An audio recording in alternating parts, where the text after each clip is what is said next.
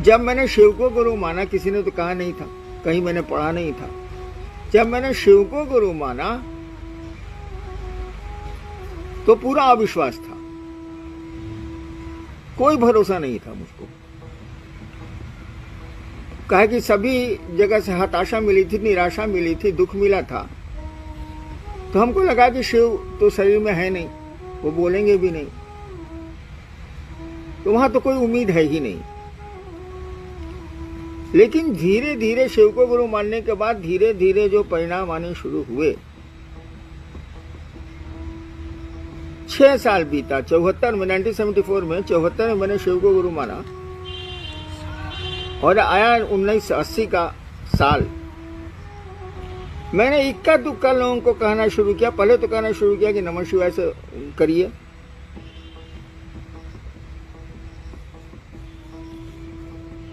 दो साल के बाद 82 में, जब मैं मधेपुरा में मजिस्ट्रेट था, तब मैंने कहना शुरू किया कि शिव को गुरु बनाइए।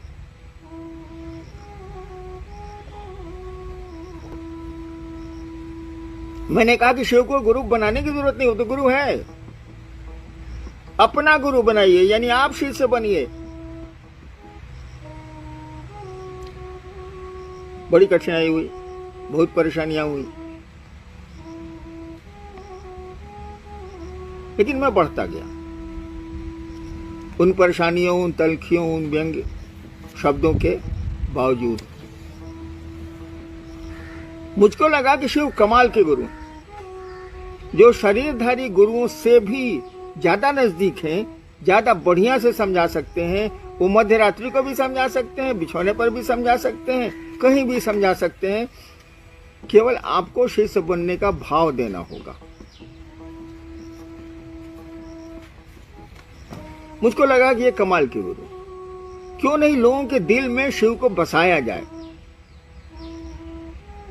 और उसी सिलसिले में अब तक मैं काम कर रहा हूं कि लोगों की धड़कनों में शिव बसे, वो गुरु बसे, ताकि उनका जीवन भी सुंदर हो जाए, सुखमय हो जाए, शिवमय हो जाए। उनकी भी इच्छाएं, आकांक्षाएं या उनका जो व्यवहार है वो थोड़ा शिव के अनुरूप लगे। ऐसा नहीं कि वो एकदम स्वार्थ में जी रहे हैं, किसी से कोई मतलब नहीं है, पड़ोसी बीमार है तब भी आप चैन से हैं, ये छूटे। क्या शिव तो सर्वहित में काम करता है, वो तो सर्वमय है, इसीलिए सर्वहित में काम करता है। मैंने इस काम को शुरू किया। धीरे धीरे संख्या बढ़ती गई और जैसे जैसे बढ़ी, मैंने देखा कि लोग शिव से नहीं जोड़ रहे हैं, शिव चर्चाएं जरूर कर रहे हैं, खूब कर रहे हैं। शिव चर्चा रोक दी गई है अभी कोरोना में, तो लगता है कि मैं अकेले में मिल जाऊं तो ये लोग मुझको मारेंगे कि काहे रोक दिया आप। एक आदमी ने तो मुझको सासाराम से फोन किया कि आप होते कौन है शिव चर्चा रोकने वाले। यानी कहने का मानी चर्चा का ये आकर्षण। अगर कहीं चर्चा है और मैं कैंसिल कर दूं उसको तो बहुत बवाल होता है। बहुत प्रिय मेरे लोग अब मुझको अप्रिय नजरों से देखते हैं। यानी चर्चा का आकर्षण बहुत है, क्योंकि उससे सम्मान भी लोगों को मिलता है, सुविधा चाहे तो सुविधा भी मिलती है, अयासी चाहे तो भीड़ है तो पैसे भी मिलते हैं। और धीरे धीरे महादेव का महत्व घटने लगा, करीब करीब घट चुका है। कुछ ही लोग बचे हैं जो शिव से लोगों को जोड़ रहे हैं। अमूमन लोग जो 20 साल 25 साल से हैं, अमूमन वे लोग अपने से लोगों को जोड़ रहे हैं ताकि उनका क्षेत्र बढ़े, उनका वर्चस्व बढ़े, उनको सुविधाएं मिल पाए, उनको सम्मान मिल पाए। बाकी जो आप समझते हैं समझिए।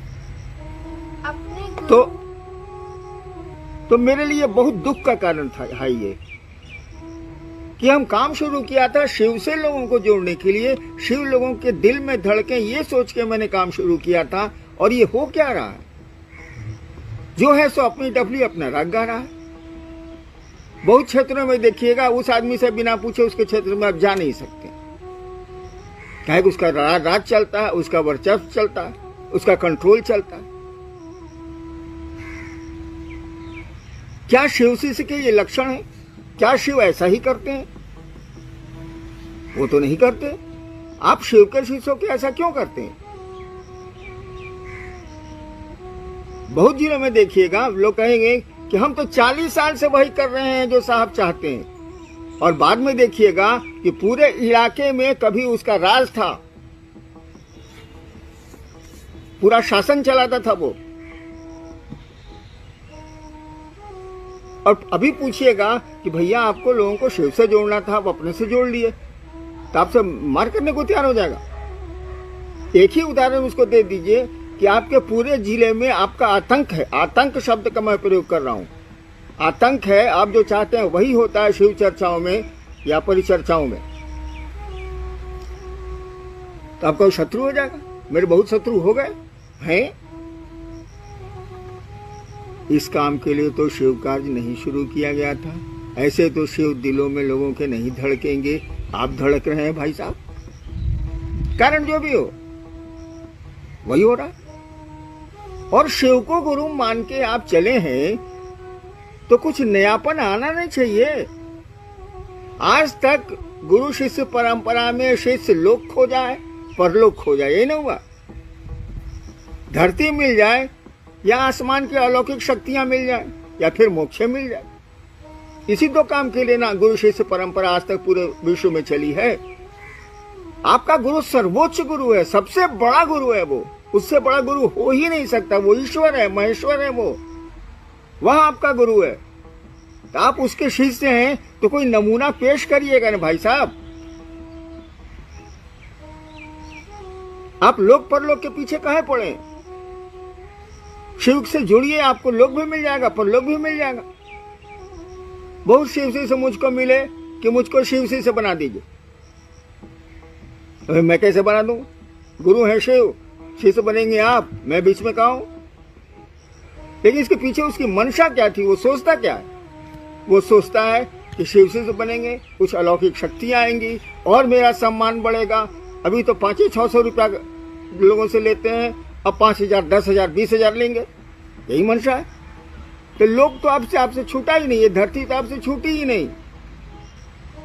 शिव के शिष्य हैं आप, तो शिव को दो लोगों के दिल में धड़काइए ना, उस महादेव को धड़काइए ना, जो आदिकाल अनादिकाल से ईश्वर बना हुआ है, जिसके घर घर में पूजा होती है, वो करिए ना।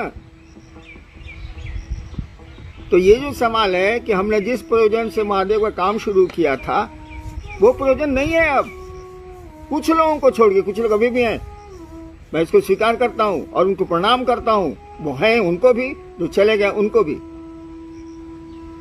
लेकिन ऐसे लोग ज्यादा हैं जो चर्चाओं को ही शिव समझ लिए, शिव चर्चाएं ही शिव हो गई हैं, और शिव की कोई कीमत इनके पास नहीं है, चर्चाओं की कीमत है। अभी चर्चाएं रोकी हुई हैं, मामूली क्रोध है लोगों को, तो रास्ता निकाल लिया इन लोगों ने। क्या कॉन्फ्रेंस करेंगे? मुंबई पर जो कॉन्फ्रेंस होता है मुझको तो आता नहीं है।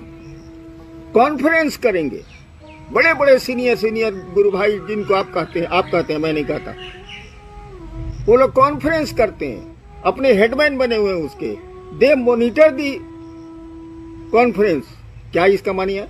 हमको समझाइए तो। आप अपने ज्ञान का अहंकार दूसरों पर थोप रहे हैं। आप समझ रहे हैं कि आप बहुत ज्ञानी हैं, इसीलिए 20, 50, 100 को जुटा लेते हैं आप कॉन्फ्रेंस पर। वो दीवाना है चर्चा का, तो आपको मौका मिल जाता है और आप उसको जोड़ते हैं कॉन्फ्रेंस में, टाइम फिक्स किए हुए। मैं इसका विरोध नहीं करता, लेकिन अगर आप जिज्ञासा वाले मन से कॉन्फ्रेंस कर रहे हैं तो करिए, लेकिन आप तो अपना ज्ञान उड़ेलने के ख्याल से करते हैं। किसी कॉन्फ्रेंस में किसी अच्छे गुरु भाई को भेज दीजिए, उसका जो हेडमैन है उसको गाली दे देगा, क्या वो सही बात बोलेगा?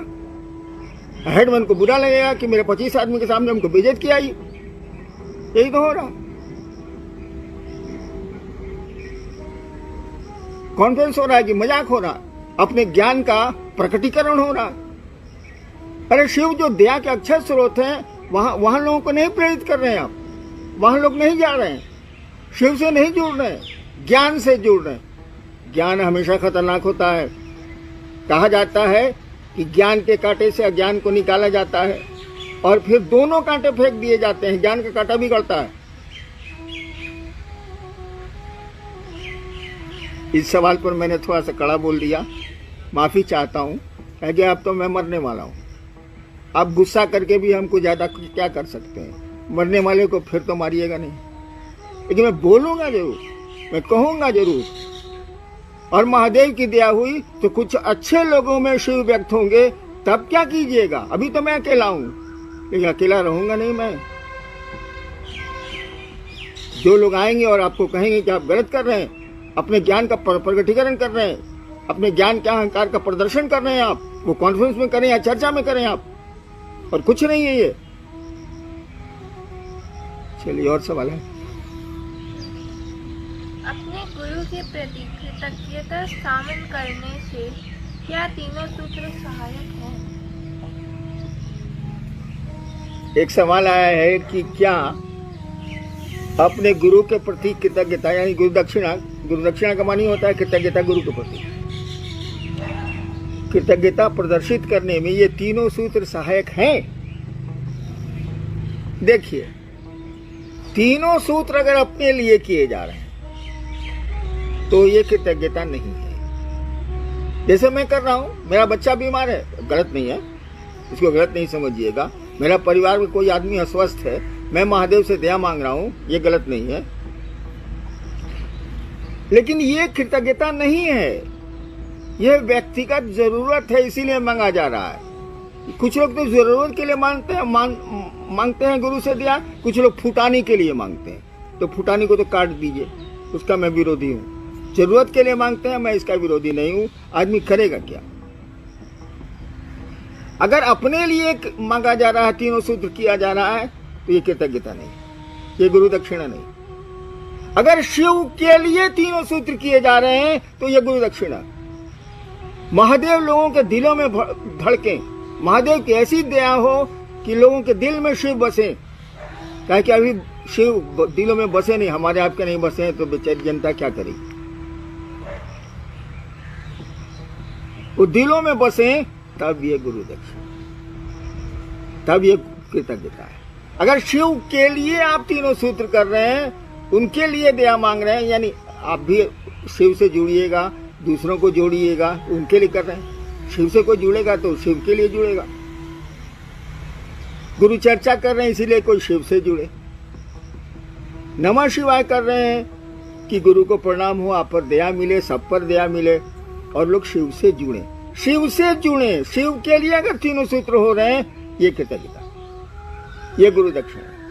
लेकिन जब तक लोक के लिए और परलोक के लिए तीनों सूत्र किए जा रहे हैं, आध्यात्मिक शक्तियां मिल जाए, मुझको मोक्ष मिल जाए, अर्थ धर्म काम मोक्ष मिल जाए, अगर तीनों इसके लिए अगर शिव चर्चाएं हो रही हैं, लोक और परलोक के लिए अगर हो रही हैं, तो वो कृतज्ञता नहीं है। अगर शिव के लिए हो रही है, उस महादेव के लिए हो रही है, तो ये कृतज्ञता है। लोक परलोक के लिए अगर की जा रही है शिव चर्चाएं, तो ये तीनों सूत्र, तो ये कृतज्ञता नहीं है, ये गुरु दक्षिणा नहीं। खत्म खत्म। बोलिए बोलिए। 3 सूत्र गुरु दया से उपलब्धि की विधि है, कैसे? 3 सूत्र जो हैं वो गुरु दया से ही वो उपलब्धि की विधि है। गुरु दया नहीं रहेगी तो उपलब्धि की विधि नहीं है। तीनों सूत्र गुरु दया से उपलब्धि की विधि है। यानी अगर तीनों सूत्र से आप उपलब्ध करना चाहते हैं, शिव की ओर, शिव की अध्यात्म में आगे बढ़ना चाहते हैं, तो इसके लिए तीनों सूत्र में गुरु की दया अपरिहार्य है, अनिवार्य है। बिना गुरु की दया के नहीं होगा, और आज तक नहीं हुआ, और आज तक नहीं हुआ। हमेशा ये ज्ञान रखिए कि आपने शिव को गुरु माना है, उससे बड़ा गुरु नहीं होता है। वो सर्वोच्च गुरु है, वो महेश्वर है। वो इतने ताकतवर गुरु के यहाँ जाके दांत खटाखट क्यों कर रहे हैं? उसकी दया के भरोसे रही ना, वो कर देगा। हम लोग उसकी दया के भरोसे नहीं है। हम लोग के जेब में 100 रुपया रहता है तो मिजाज बना रहता है। 100 रुपया निकल गया तो ढूंढने लगते हैं और चोरी करने की मानसिकता में आ जाते हैं। मेहनत तो करने आता नहीं, हम लोग को मेहनत करे कमा नहीं सकते। तो तीनों सूत्र में गुरु की दया ही उपलब्धि का कारण है। उपलब्धि की विधि है। तीनों सूत्र गुरु की दया के अभाव में हो रहे हैं, कोई मानी नहीं है। आप झूठ मूठ तीनों सूत्र कर रहे हैं। सभी शिष्य पूछ रहे हैं कि आपकी तबीयत कैसी है। सभी पूछ रहे हैं मेरी तबीयत कैसी है। कितनी बार कहूं मैं? हमेशा कहता रहा हूं कि मैं बचपन से मेरे पिता के पास गाड़ी थी, वो पुरानी जीप थी, वो पुरानी कार थी अंग्रेजों की छोड़ी हुई, और हम लोग रोज उसमें रिपेयर करते थे और रोज चलते थे। बचे थे लेकिन हम लोग रोज रिपेयर कर रहे थे। कभी सेल्फ बना रहे हैं, कभी सिग्नल बना रहे हैं, कभी हेडलाइट बना रहे हैं, कभी कार्बोरेटर खोल रहे हैं, कभी एसी पंप खोल रहे हैं, कभी साइलेंसर छला अलग हो गया तो उसको जोड़ रहे हैं। रोज बनाते थे और उससे काम लाग चल लेते थे हम लोग। कभी टंकी में छेद हो जाए। एक बार जमुई से मैं जा रहा था धनबाद, टंकी में सारा पत्थर लग गया, रास्ते भर अब टंकी में पेट्रोल छूट गया, और उस समय पेट्रोल पंप भी थे 100 किलोमीटर पर। भारी फेरा हुआ। तो पुरान गाड़ी है बाबू, अब इधर कसते हैं तो उधर खुल जाता है, उधर कसते हैं तो इधर खुल जाता है। वो कहा नहीं था एक बार कि हॉर्न गाड़ी का बजना चाहिए, साला बजबे नहीं करता है। गाड़ियाँ कहती है हट नथ चिप देव, हट नथ चिप देव, गाड़ियाँ बोलती है साली, हॉर्न को जरूरत नहीं बोलने।